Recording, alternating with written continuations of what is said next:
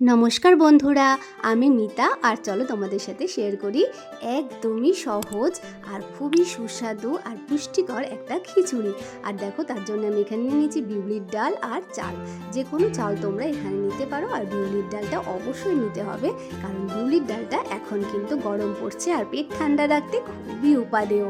আর এবার দেখো, এগুলোকে ভালো করে কিন্তু ধুয়ে নিতে হবে জল দিয়ে। এইবার কিছু পেঁয়াজ কুচি করে নিয়েছি, টমেটো কুচি করে নিয়েছি, আর এখানে যেটা নিয়েছি সেটা হলো পালং শাক। পালং শাক কিন্তু একদম ভালো করে ধুয়ে তারপরে কুচি করে নিয়েছি। তোমরা চাইলে কিন্তু এর মধ্যে যে কোনো সবজি অ্যাড করতে পারো। এইবার চাল আর বিউলির ডালকে জল দিয়ে ভালো করে ধুয়ে প্রেশার কুকারের মধ্যে দিয়ে তাতে জল, হলুদ আর ভালোবেসে পরিমাণ মতো লবণ দিয়ে প্রেশারটাকে আটকে একটা সিটি দিয়ে দেখবো এটা কেমন সেদ্ধ হয়েছে। খুব বেশি কিন্তু সিটি দিলে একেবারে গলে যাবে।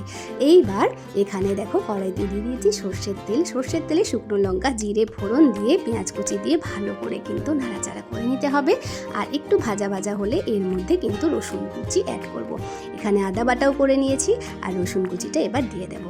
আর রসুন কুচি দিয়ে আরেকটু ভালো করে ভেজে নিয়ে তার মধ্যে কাঁচা লঙ্কা কুচি দিয়েছি। কাঁচা লঙ্কা কিন্তু লাল লাল ছিল। যাই হোক, এর মধ্যে আদা বাটা 1 চামচ দিয়ে দিয়েছি। বেশ বড় চামচের 1 চামচ আদা বাটা দিয়ে ভালো করে নাড়াচাড়া করে এর মধ্যে দিয়ে দিয়েছি টমেটো কুচি। টমেটো কুচি দেওয়ার সাথে সাথে এর মধ্যে দিয়ে দিয়েছি ভালোবেসে পরিমাণ মতো লবণ। আর এর মধ্যে জিরে গুঁড়ো, ধনে গুঁড়ো, লঙ্কা গুঁড়ো দিয়ে ভালো করে নাড়াচাড়া করে নিতে হবে। আর দিয়ে দিয়েছি পরিমাণ মতো হলুদ। মশলাটা কিন্তু বেশ ভালো করে মজে গেলে, একেবারে ভাজা ভাজা হয়ে গেলে, তখন এর মধ্যে অ্যাড করব পালং শাক। প্রেশারের ঢাকনা খুলতেই একদম সুন্দরভাবে দেখো সেদ্ধ হয়ে গেছে। আর এবার যে মশলাটা আমি কড়াইতে ভেজে নিয়েছিলাম তার মধ্যে এই সেদ্ধ চাল ডালটাকে ভালো করে মিলিয়ে মিশিয়ে নিতে হবে।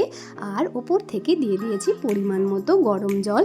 গরম জল কিন্তু খুব বেশি দেবার দরকার নেই। আর যদি লবণটা তোমরা টেস্ট করে দেখতে পারো, লবণ কম হলে আর একটু দিতে পারো। আর ওপর থেকে 1 চামচ ভরে ভরে ঘি, গরম মশলা আর তাজা ধনেপাতা ছড়িয়ে এবার একদম পরিবেশন করার পালা। গরম